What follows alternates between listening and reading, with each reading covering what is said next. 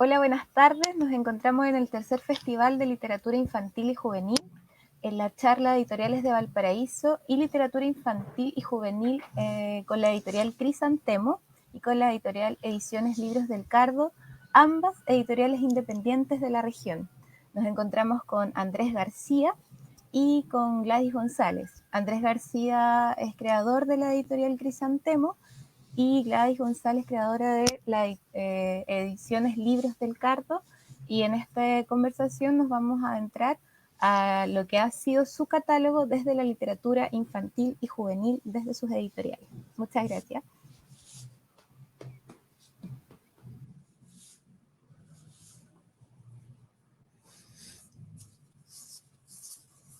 Bueno, primero que nada, muchas gracias a los organizadores, ¿no? por la invitación. En lo referente a lo que es nuestra línea editorial, ¿no es cierto? Porque nuestra línea editorial se enmarca lo infantil con la historia y un poco la novela de ficción, se enmarcan dentro, ¿no es cierto?, de los mismos parámetros que nosotros tenemos para trabajar, que básicamente es rescate de la memoria histórica de la quinta región principalmente. ¿Ya? En algún momento abarcaremos más zonas del país, pero hay harto trabajo en lo que concierne a la quinta región como para quedar cierto rato ahí. La verdad es que la historia de nuestra zona es bastante especial y por lo mismo ha sido bastante gratificante ir aprendiendo mucho también durante el proceso. Aprendiendo mucho en lo que respecta a la elección de los temas a trabajar, por ejemplo. ¿Ya? Nosotros estamos enfocados básicamente en el periodo que abarca 1900, 1910. Aún estamos ahí.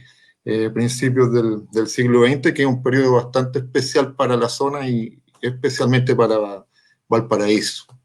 ¿Ya? Entonces, nuestra línea editorial en lo que concierne a lo que es infancia, literatura infantil, también un poco tiene que ver con los procesos de investigación de ese periodo, además de algunos, ¿no es cierto?, avances hacia futuro o más un poquito al pasado a partir de este periodo 1910-1900 del que yo hablaba.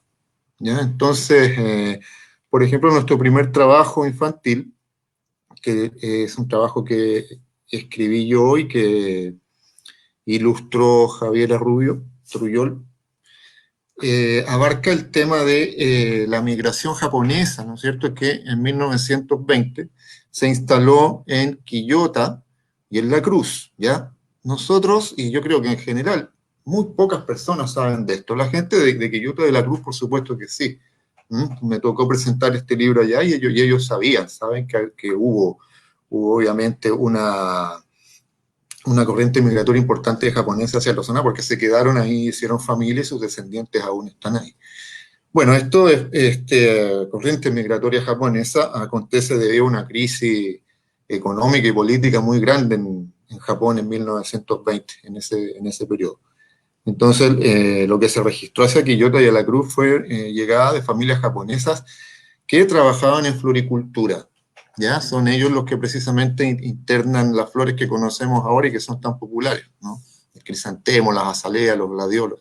Ellos son los que las traen a la zona. Entonces, enterarnos de un hecho así, del que teníamos absoluto desconocimiento, nos motivó un poco a intentar, ¿no es cierto?, graficar eso en una historia infantil. ¿Por qué infantil? Porque se prestaba mucho. Había mucho elemento, ¿no es cierto?, visual que permitían enfocar la historia hacia allá. Además, Javiera tiene la particularidad de que ella además se especializa un poco en lo que es dibujo japonés y todo eso, entonces calzaba perfecto y empezamos a armar el proyecto que afortunadamente se pudo hacer. ¿Ya? A eso me refería yo con que muchas veces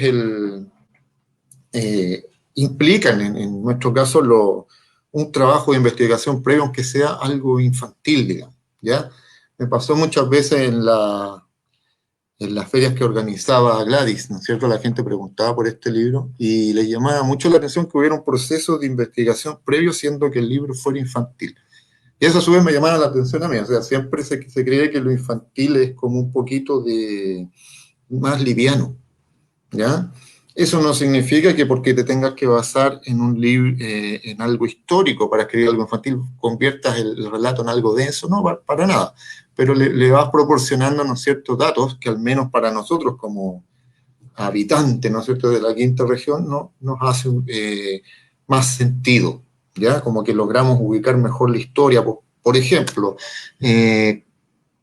cómo se trasladaron en ese tiempo, hablamos de 1920, los japoneses que llegaron a Valparaíso, porque llegaron a Valparaíso en barco, hacia Quillota, ese tipo de detalles, en tren, cómo eran los trenes en esa época. Entonces hay que empezar a investigar todo eso para que las ilustraciones tengan cierta coherencia, ¿no es cierto?, con las referencias históricas que establece el relato. Entonces, no porque el libro sea infantil, nosotros vamos a descuidar ese tipo de datos. Hay que ser un poco riguroso igual.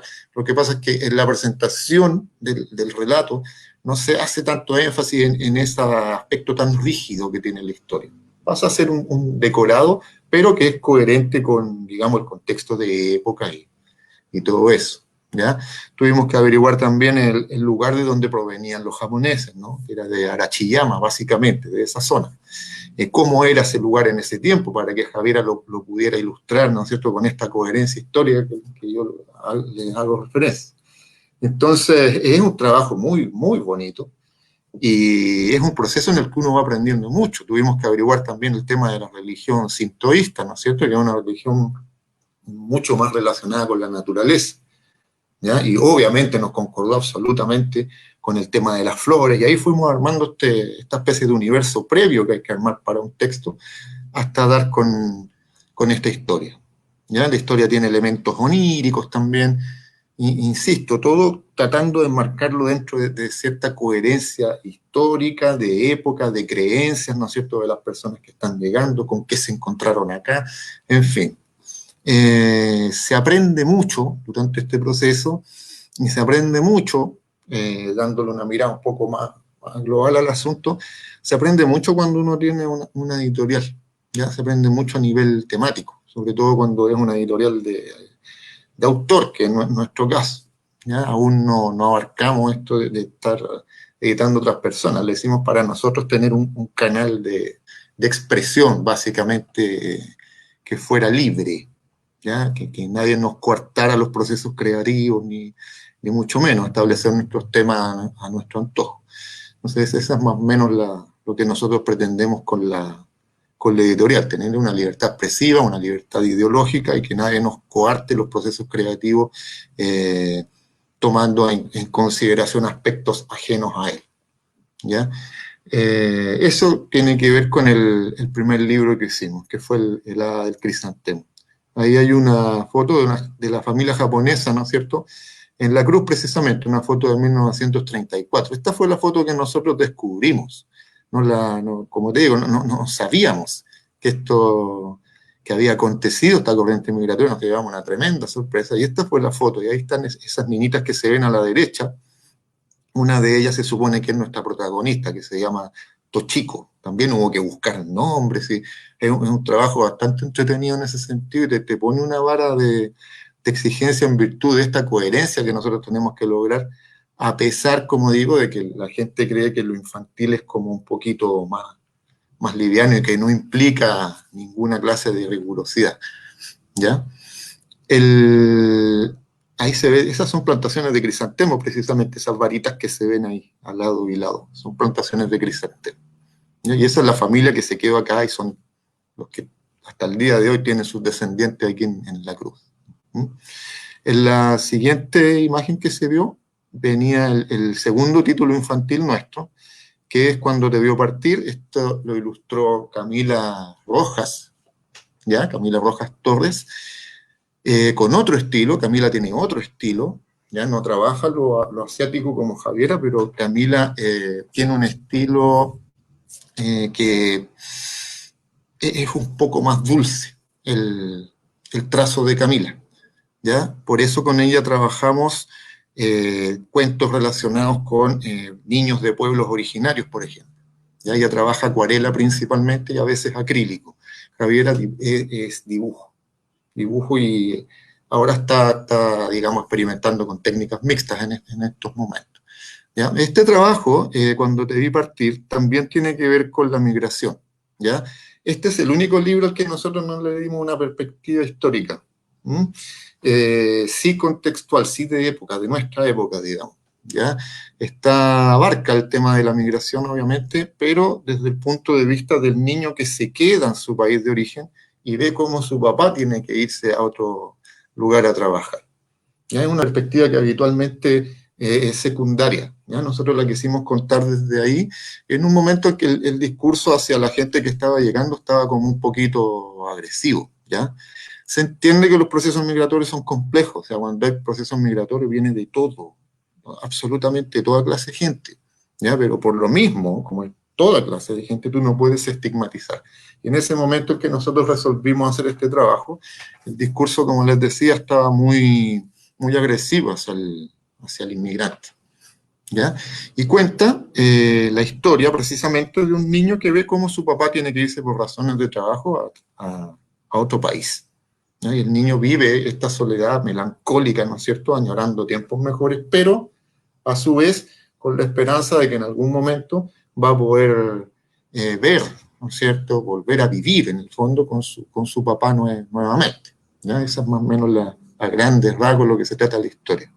Es el único libro al que nosotros no le hemos dado un énfasis histórico, o sea, no nació de ahí, no nació de una investigación, por decirlo, sino que nació de una contingencia. ¿Ya? Esos son nuestros dos trabajos infantiles hasta ahora que hemos logrado editar. Tenemos muchos más, Camila sigue trabajando, Javiera también, se nos unió Gabriel ahora hace poquito, Astrid también está hace un tiempo con nosotros y trabajamos, como les digo, principalmente el tema de investigación, pero en infantil a veces es necesario tratar temas de contingencia, como les decía. ¿Ya? Eh, Estamos viendo, por ejemplo, temáticas relacionadas con pueblo originario, con creencias de pueblo originario, nortinas, ¿ya? Estamos viendo también, en cuanto a hechos históricos, el primer circo japonés que llegó a Valparaíso, ¿ya? Después del terremoto de 1906. El terremoto de 1906 fue en agosto y este circo apareció en noviembre. Imagínense lo que debe haber sido en ese momento. El proceso de reconstrucción de Valparaíso después del terremoto de 1906 fue muy largo, se demoró mucho en reconstruirse la ciudad.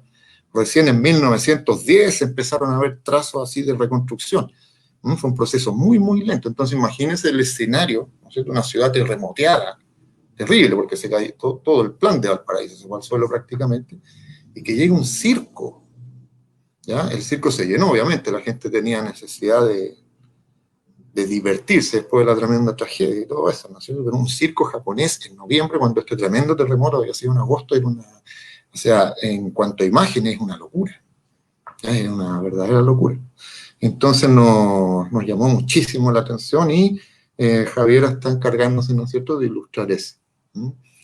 Camila está con pueblos originarios, estamos viendo pueblo Chango, pueblo Aymara y Diaguita, tres historias distintas. Astrid lo que hace es trabajar temas urbanos más actuales, más de contingencia, como les digo yo. Y con Gabriel estamos viendo, Gabriel, como les digo, que se incorporó hace poquito, estamos viendo el tema de mito nortino. ¿Ya? Gabriel dibuja muy bonito lo que es paisaje, así es que por ahí nos encauzamos con él. Así que eso sería más o menos lo que puede ofrecer la editorial a nivel de literatura infantil. El resto es historia, ¿no es cierto? Historia de Valparaíso, de época, 1905, con una epidemia de viruela, ¿no es cierto? Terrible. Y al año siguiente este terremoto que dejó el plan porteño en el suelo prácticamente. Y los cerros también, ¿eh? Se habla más del plan porque el abatimiento fue más espectacular por el hecho de que cayeron edificios, el Teatro Victoria, ¿no es cierto?, que estaba frente a la Severín de hoy, y uno se queda como con eso, con la imagen de estos tremendos edificios en el suelo y todo el plan, ¿no es cierto?, lleno de escombros. Pero en los cerros también hubo destrucción, ya hay mucha gente que quedó viviendo en la calle, en fin, fue 2 años muy terribles para la ciudad, 1905-1906. ¿No? Así que nosotros estamos en eso, ya estamos tratando de recuperar memoria regional inicialmente, como les decía yo al principio, en algún momento llegaremos a lo que es memoria nacional, pero por ahora estamos enfocados aquí, porque la historia de Valparaíso es riquísima, o sea, en este periodo al menos, 1900-1910, riquísima. Después pretendemos irnos un poquito más atrás incluso, lo más que podamos, ojalá llegar a 1860, así de un viaje hacia el pasado, desde lo que tenemos hoy. Eso sería lo relativo a nosotros. Este es nuestro nuevo libro, va a salir en diciembre, ¿no es cierto? Está en la portada.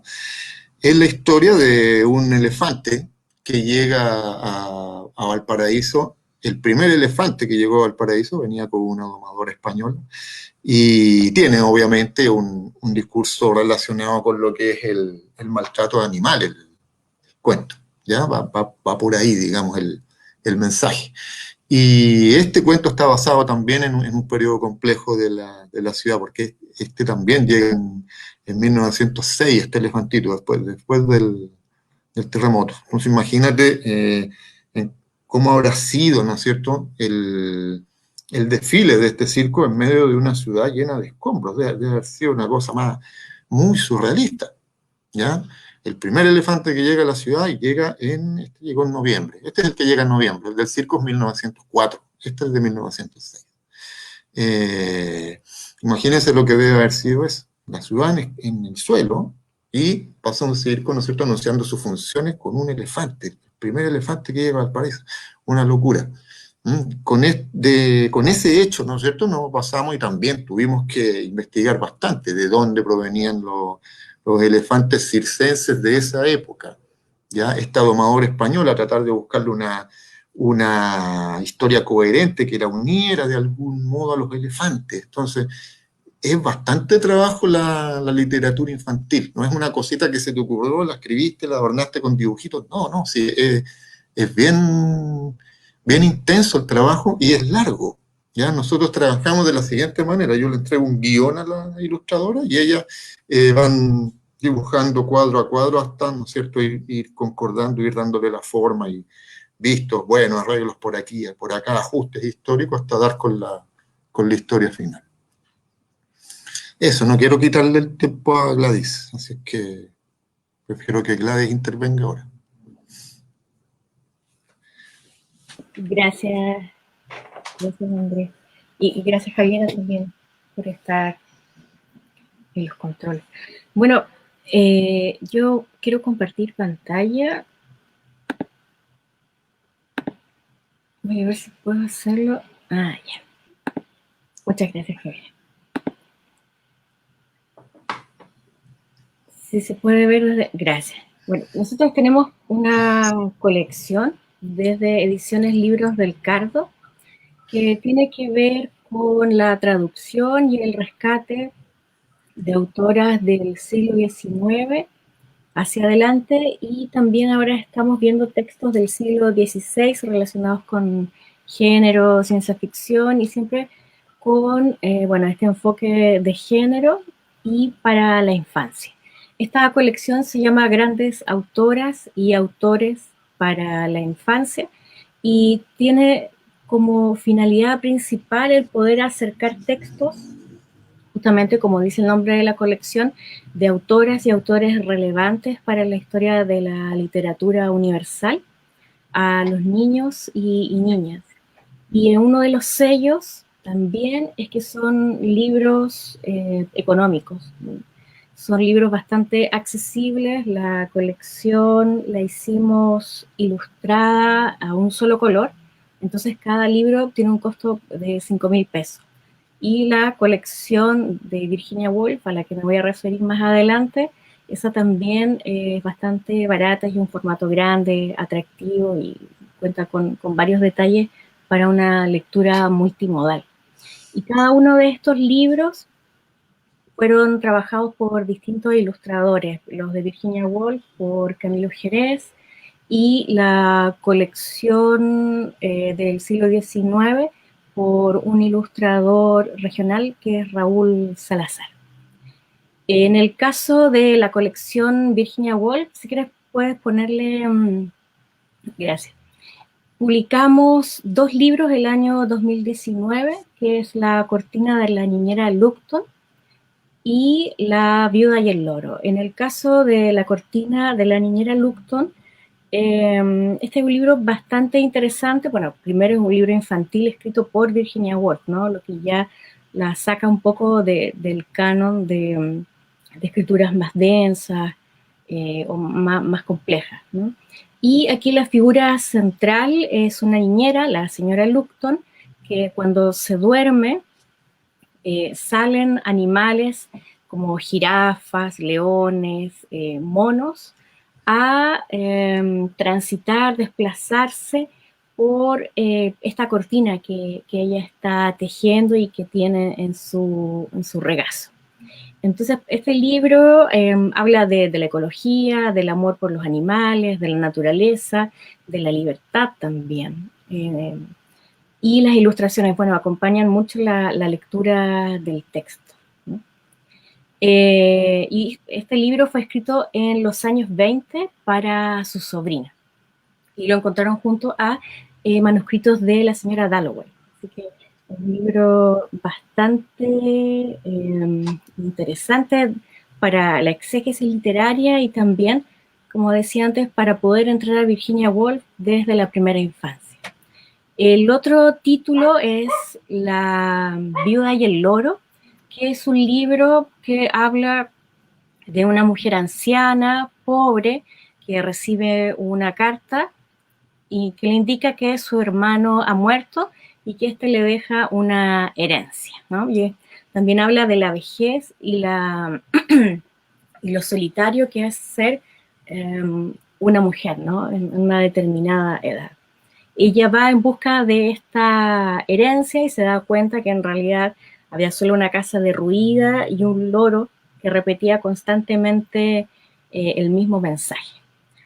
Finalmente ella acoge al loro, se hacen amigos y él le muestra un gran tesoro que estaba bajo la casa que se incendia.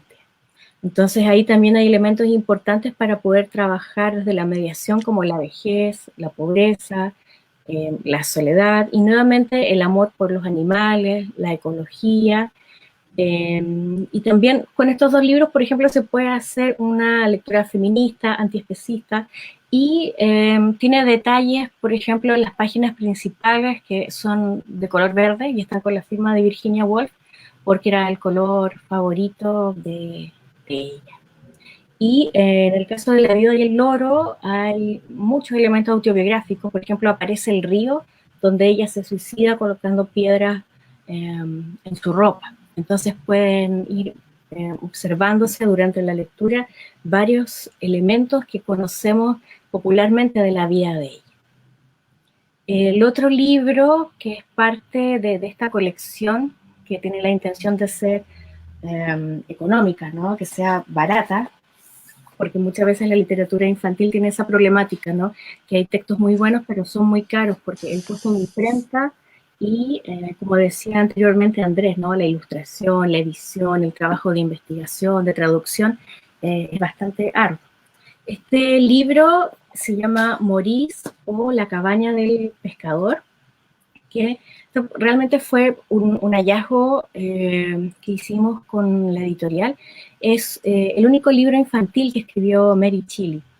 Y este libro fue descubierto en el año 1997 en un palacio de las colinas toscanas al norte de Florencia, en Italia. Y esta historia estaba en un pequeño folleto cosido y apareció en una caja de cartas viejas junto con otros documentos sin abrir, que la experta en literatura de género Claire Tomalin validó como original del año 1820.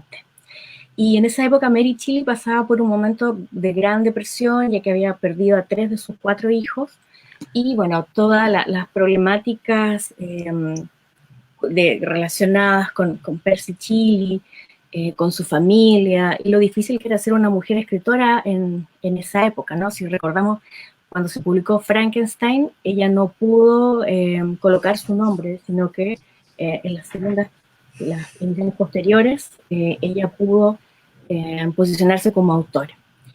Y bueno, este libro a mí me tiene muy feliz porque también tiene elementos autobiográficos, ¿no? Es un libro que parte con la muerte de un hombre adulto, que también habla de la vejez, habla de un padre que busca un hijo que está perdido, se reencuentran y este niño perdido pasa por varias vicisitudes, entonces nuevamente está ahí presente, por ejemplo, Percy Shelley, que es este niño finalmente, ¿no? Y hay cuestiones como que el niño del cuento juega con barquitos de papel en el agua, que era el pasatiempo favorito de Percy Shelley. Entonces hay varios guiños dentro del texto que son ilustrados por Raúl Salazar, que lo hacen sumamente valioso. Y la idea también era acercarse un poco al imaginario del siglo XIX, ¿no? Permeado, claro, por la expertise del ilustrador y su propio trazo. Entonces, estos libros son a un color. Luego, si ahí también está la imagen de la mujer que ayuda a criar junto al pescador a este niño, que también es bien relevante porque la maternidad en la obra de Mary Shelley está presente absolutamente, ¿no? Las mujeres como elementos conductores de la sociedad civil, como elementos de unidad. Si podemos ir pasando a la siguiente, ahí está el reencuentro. Este es otro libro del cual hicimos una traducción, que es Matilda, de Mary Shelley, que es una novela autobiográfica.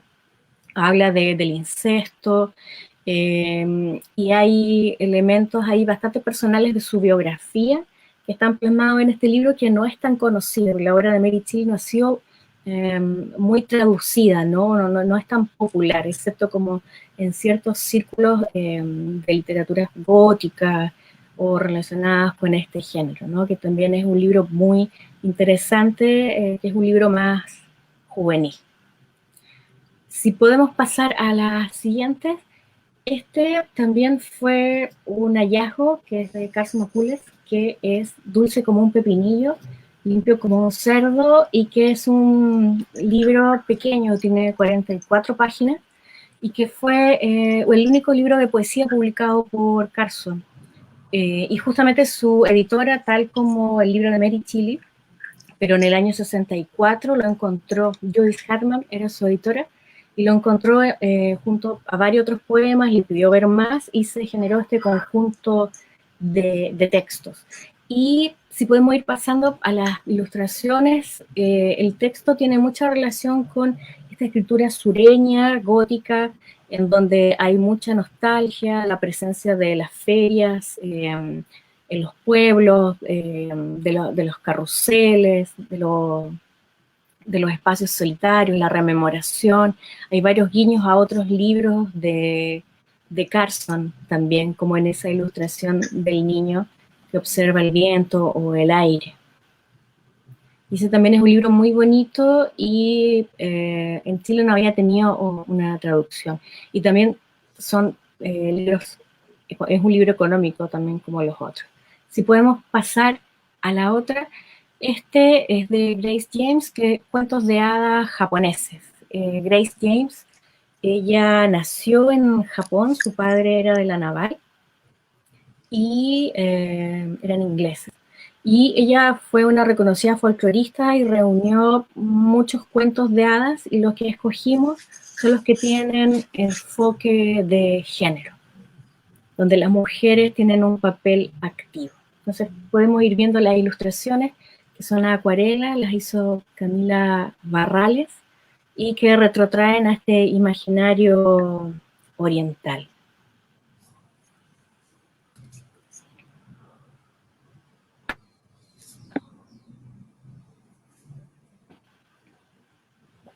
Y también son a un color, lo que permite que los libros sean más baratos. El otro texto que también tiene que ver con la traducción es El Diablo y el Gato, que es de James Joyce. Se publicó inicialmente en 1957 y fue escrito para su nieto Stephen. Y este cuento narra la historia de un puente en Francia, a orillas del Loira, que fue hecho por el diablo, según la leyenda popular. Y aquí hay algo bien interesante y que tiene que ver también con la identidad de Valparaíso, que es el amor por los gatos, ¿no? Entonces el diablo amaba a los gatos, y si podemos ir pasando las imágenes, allí dentro de ese gato, con dulces, le envía la historia a James Joyce, a su nieto Stephen. Y si podemos ir viendo las otras, por favor, ahí está el gato leyendo el diablo leyendo la noticia de la urgencia de la construcción de un puente, el puente construido, la gente huyendo, porque el pacto era que el diablo podía llevarse a alguien, y el alcalde engaña al diablo y le entrega un gato, ¿no? Entonces, la leyenda es que desde ese momento se conoce a la gente que vive en ese lugar, a orillas del Loira, como los gatos de la gente gato o los gatos, ¿no? Y ahí hay también elementos que tienen que ver con la cultura popular, ¿no? Se ve un gato que es un poco como reggaetonero o un gato con una cadena de oro, que también tiene que ver con el imaginario de Raúl Salazar, que es un excelente ilustrador. Y que también acerca un poco más la historia, ¿no? Está el diablo con el otro libro, Cuentos inéditos y autobiografías, que lo publicamos el año 2018 y que son también rescates de cuentos de Gabriela Mistral. Son aproximadamente 30 historias y autobiografías que fueron publicadas en distintos diarios de periódicos, principalmente de Centroamérica. Y las autobiografías, una se publicó en Chile y la otra estaban en otros archivos.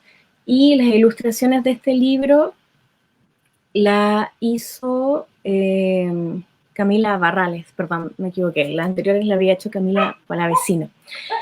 Y en este caso también están estos cuentos clásicos de La Cenicienta, Caperucita Roja, pero en la versión de Gabriela Mistral, ¿no?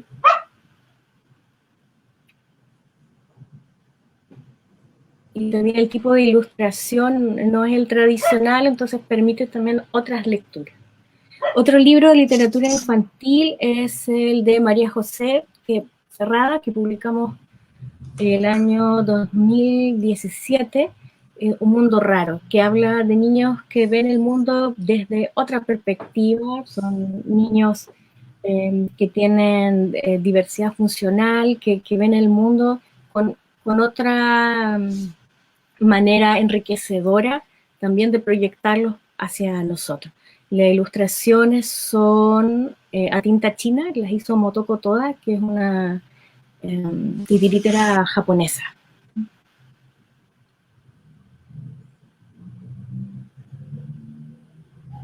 Y con este texto también estamos trabajando en formato audiolibro.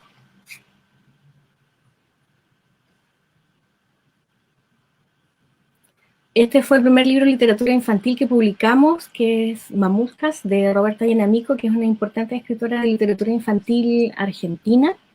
Y las ilustraciones la hizo Susana Riveros, que es una ilustradora también de la región de Valparaíso. Este es un libro de poesía y más adelante pueden ir viendo las ilustraciones que fueron hechas a tinta a 2 colores. Y ahí puede verse la imagen de las mamuscas, que esta tradicional muñeca que contiene en su cuerpo a varias otras, ¿no? Entonces ahí está la metáfora también de lo femenino y del acogerse. Y el último libro es Caballo de Hule, también ilustrado por Camila Palavecino, y es de Roberta Yanamico, que es una compilación de la obra reunida de distintos libros. Son como 10 años de escritura, y los textos de Roberta Yanamico dialogan con la naturaleza, con las cosas pequeñas, con las cosas cotidianas. Es una escritora que trabaja mucho con, por ejemplo, países como Dinamarca, por el tipo de literatura que ella escribe. Y las ilustraciones son de Camila Palavecino. Ese es el catálogo que tenemos actualmente en literatura infantil. También ahora estamos con otros libros en imprenta, una colección de Sylvia Plath, de Anne Sexton, y otros textos que tienen que ver con folclore de distintos países.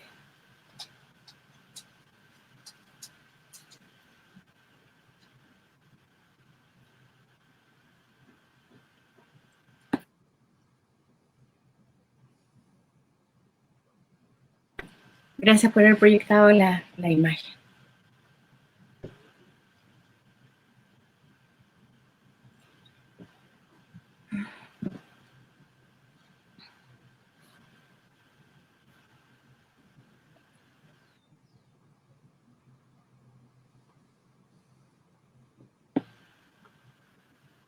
¿Quieres contestar tú, Andrés, primero? Bueno, en nuestro caso, con el tema de los autores inéditos, yo explicaba al principio que varias de estos proyectos de editorial independiente, que le llaman, en realidad son editoriales pequeñas, comienzan siendo editoriales de autor, precisamente por eso, porque uno, en mi caso, me empezó como a ir bien con el tema de los proyectos de literatura, o sea, de becas de creación, algunos concursos, qué sé yo, y tú empiezas a buscar canales, ¿no es cierto?, para ser editado. Y uno hace como lo que comúnmente todas las personas realizan, que es buscarte una editorial así de Santiago, qué sé yo, editoriales que te van a asegurar, ¿no es cierto?, una difusión más grande, que vas a llegar a las librerías del país y qué sé yo. Y ahí es cuando tú, en el fondo, te llevas la primera desilusión, que es el hecho de las condiciones, ¿no es cierto?, que te imponen, ¿no es cierto?, estas editoriales tan grandes. Que la verdad es que yo cuando empecé a averiguarlo no lo podía creer. O sea, editoriales que pagan al autor el 3%, el 5%, es un chiste. O sea, mejor regala el trabajo de frente. Entonces, muchas de las editoriales pequeñas son de autoedición precisamente por eso, ¿ya? Ahora, yo pretendo en algún momento llegar a poder editar a otras personas, sobre todo, no, me da lo mismo, son jóvenes, no sé, me da lo mismo eso, pero nuevos autores, sí, claro, me encantaría hacerlo, pero el mercado para las editoriales que están surgiendo es súper rudo, es difícil.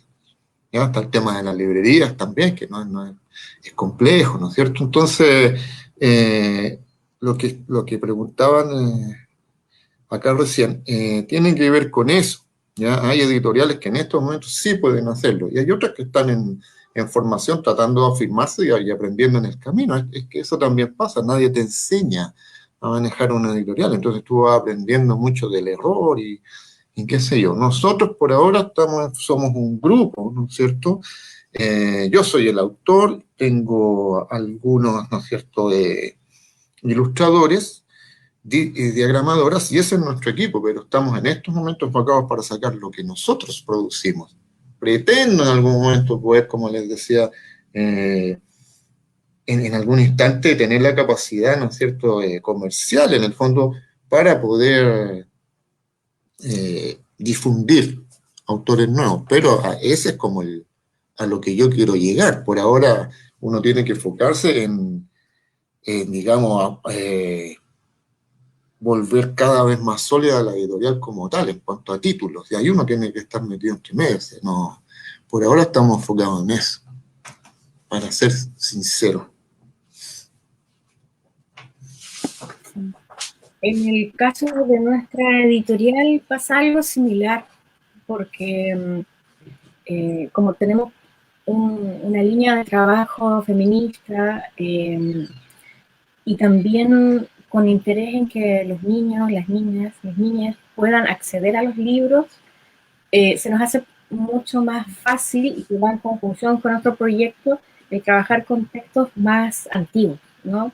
Porque también ahí está la posibilidad de poder trabajar con la traducción, con el lenguaje, con otros imaginarios, y dejarlos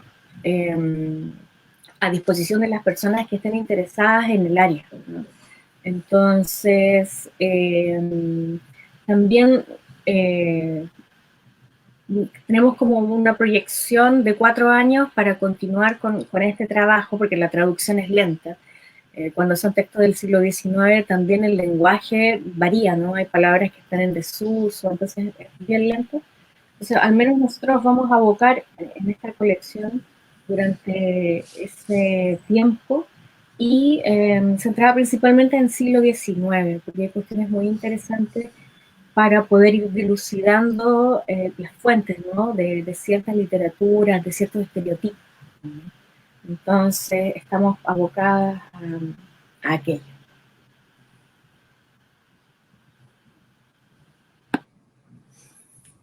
¿Cómo acerca la literatura infantil a los más pequeños? Bueno, en nuestro caso hemos tenido la suerte de establecer una especie de red acá en la zona con algunas escuelas, ¿no es cierto?, municipales. ¿Ya? Nosotros nos acercamos bastante a la escuela JJ La Torre, por ejemplo, que está de la Avenida Argentina para arriba. Hemos ido también a otras comunas, a la comuna de Navidad, por ejemplo. Pero la manera de acercarlo a los niños es, por ahora, nosotros lo hemos hecho así, a través de un contacto directo, donde va la ilustradora, va el autor, presentan el libro, ¿no es cierto? Así como Kamichibai puede ser, o proyectado como si fuera un Kamichibai, ¿no es cierto? O sea, la ilustración sin texto, va la ilustradora contando el cuento. Después hace una actividad de fomento lector, donde los niños habitualmente lo que hacen es dibujar la escena que más les llamó la atención, una pequeña exposición, pero esto relacionado con lo que son establecimientos de educación pública. ¿Ya? Esa es la manera en la que nosotros, por lo menos, hemos tratado de acercarnos a un público infantil. Obviamente también hacemos donaciones de libros y algunas instituciones también.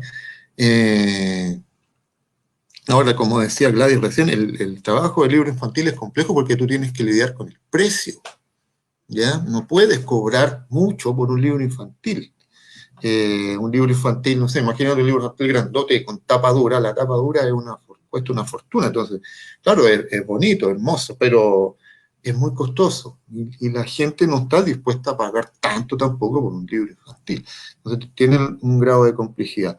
En nuestro caso, insisto, la manera que tenemos de acercarnos a los niños, al público infantil, es a través de los establecimientos de educación pública. Así lo hemos hecho, nos hemos llevado experiencias espectaculares, los niños son espectaculares en ese sentido. Así es que una de las experiencias gratas que hemos tenido es esa. Habitualmente, como les digo, nos movemos en lo que es Valparaíso, Viña, Quilpué, Forestal, esa es la zona nuestra por ahora. Nos tocó ir el año pasado cuando se podía, ¿no es cierto?, hacer cosas presenciales, ir a Navidad también fue muy, muy bueno. Esa experiencia fue muy buena. Tuvimos muy buena recepción, son lugares a los que habitualmente este tipo de presentaciones no se dan, entonces fuimos muy bien recibidos, los niños se portaron 7, presentamos un libro de historia, incluso ahí en el Liceo Pablo Neruda de Navidad. Y creo que esa es la manera, el canal nuestro ha sido más o menos ese. Obviamente ahora con todo esto que estamos viviendo vamos a tener que abarcar procesos más digitales y ahí idear una estrategia de mayor masificación.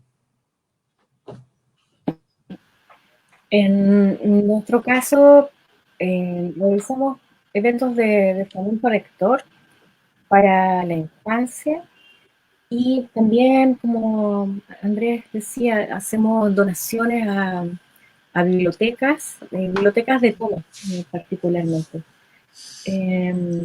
Y bueno, la forma de acercar los libros a la infancia, ¿no?, a los niños y las niñas, es poder tener estos precios más baratos, que yo creo que es el sello tanto de la editorial de Andrés como el nuestro, de que sean libros para todos los niños y las niñas, ¿no? Porque de repente hay como un circuito, un mercado editorial que está enfocado en una determinada clase sociocultural, ¿no? Entonces, en mi caso, yo tomé la experiencia de cuando era niña y podía acceder como hasta cierta literatura, ¿no?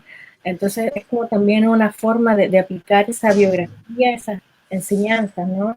Y esas posibilidades que uno luego ha tenido por perseverancia, poder entregárselas también a otras personas, porque la lectura es sumamente importante, ¿no? Es una fuente radical de, de cambio, ¿no? O sea, si algo realmente rebelde es la lectura, ¿no? Y por ejemplo nuestra colección que del siglo XIX hasta ahora sigue sumamente vigente.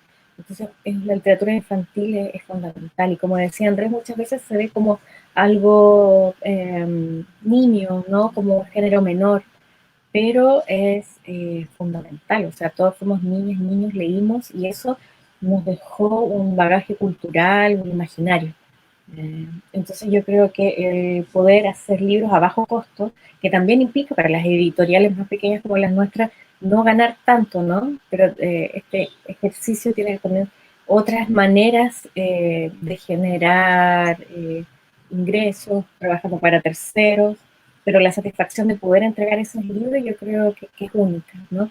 Y claro, en las ferias presenciales se nota, ¿no? Cuando alguien, un niño con emoción toma un texto, puede comprarlo. Así que esperamos que en el verano en Valparaíso podamos nuevamente reiniciar las ferias presenciales.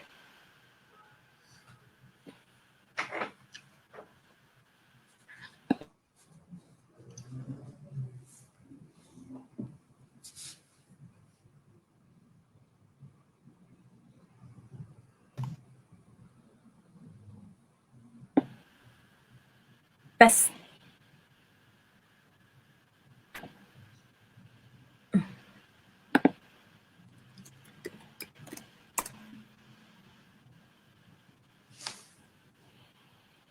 Javiera no tiene micrófono, pero ahí le escribimos por interno.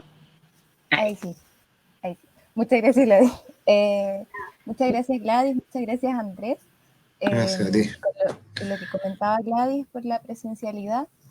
Esperamos volver pronto y para cerrar, justo recordar que en alguna feria trabajé y pude capturar en Quillota a una niña que tomaba este mundo raro de María José Ferrada y la foto que yo capturé de ella era una cara de felicidad única al como adentrarse a la ilustración y justo convertir con su mamá y poder como que quedara en la esperanza de compra de que la mamá le dice así como ya después a la vueltecita te traigo el libro.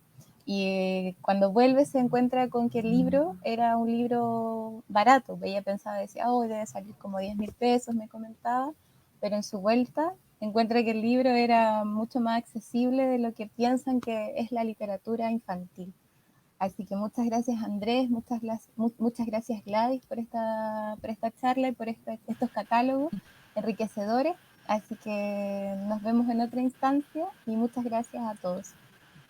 Gracias, Javiera. Gracias, Francisco. Y gracias, Gladys, Gracias. una vez más. Gracias, Javiera, Francisco, Andrés. Muchísimas gracias. Chao. Que estén muy bien. Chao.